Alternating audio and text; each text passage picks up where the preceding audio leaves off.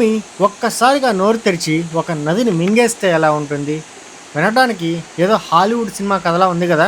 కానీ ఇది నిజం. నేపాల్‌లోని ఒక అందమైన నగరంలో కళ్ళ ముందే ఒక భారీ జలపాతం భూగర్భంలోకి మాయమైపోతుంది. అది ఎక్కడికి వెళ్తుంది? ఆ లోతుల్లో ఏముంది? ప్రకృతి దాచిన ఆ అంతు చిక్కని రహస్యాన్ని వెతకడానికి ఈరోజు మనం వెళ్తున్నాం. Welcome to Davis falls. నేపాల్లోని అత్యంత అందమైన పర్యాటక ప్రాంతం పోఖ్రా. ఇక్కడ ఎన్నో సరస్సులు, పర్వతాలు ఉన్నాయి.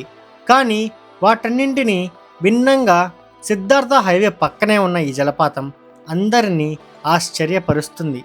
స్థానికులు దీనిని పాతాళే ఛాంగో అని పిలుస్తారు. ఆశా ఛాంగోరే. నేపాలీ భాషలో దీని అర్థం పాతాళ జలపాతం లేదా నరకపు జలపాతం అని.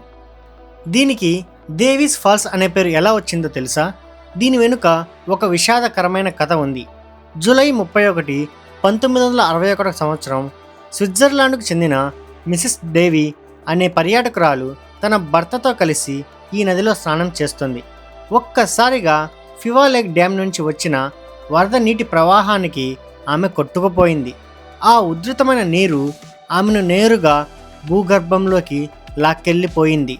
3 రోజుల తర్వాత ఆమె మృతదేహం సమీపంలోని పుస్రే కోలా నదిలో దొరికింది. ఆమె తండ్రి కోరిక మేరకు ఈ జలపాతానికి ఆయన కూతురి పేరు మీదుగా డేవిస్ ఫాల్స్ అని పేరు పెట్టారు. కాలక్రమేణా అది డేవిస్ ఫాల్స్గా మారింది. ఈ జలపాతం ఒక వింత. ఫివా సరస్సు నుంచి వచ్చే నీరు పార్డీ కోలా నది ద్వారా ఇక్కడికి చేరుతుంది. సాధారణంగా జలపాతాలు కొండ పైనుంచి పడి నదిగా ప్రవహిస్తాయి. కానీ ఇక్కడ నీరు సుమారు 500 అడుగుల పొడవున్న భూగర్భ సొరంగంలోకి ప్రవహిస్తుంది.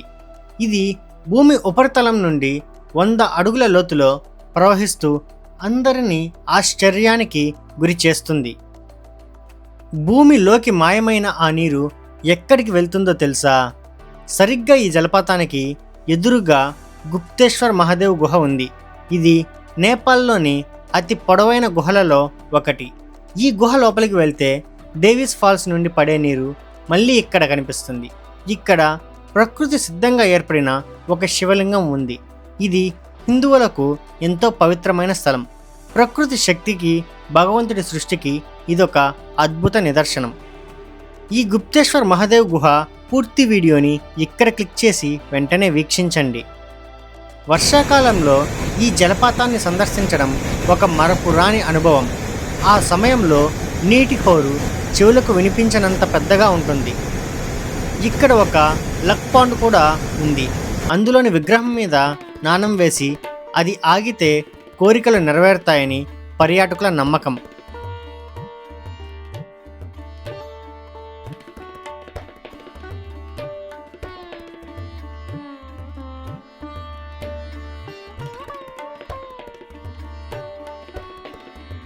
బయటికి వస్తే రంగురంగుల టిబెటన్ వస్తువులతో నిండిన మార్కెట్ మనకు స్వాగతం పలుకుతుంది.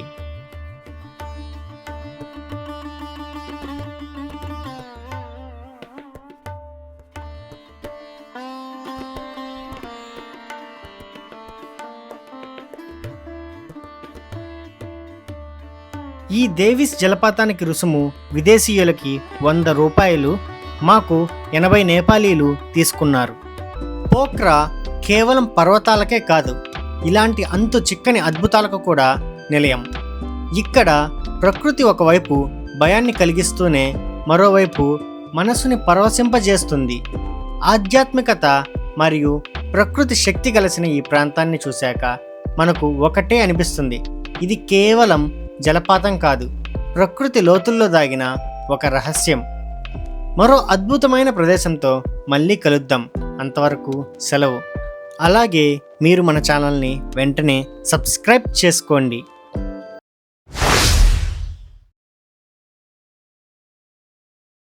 కర్ణాటకలోని ఇటగి దేవాలయాన్ని ఇక్కడ క్లిక్ చేసి వెంటనే వీక్షించండి.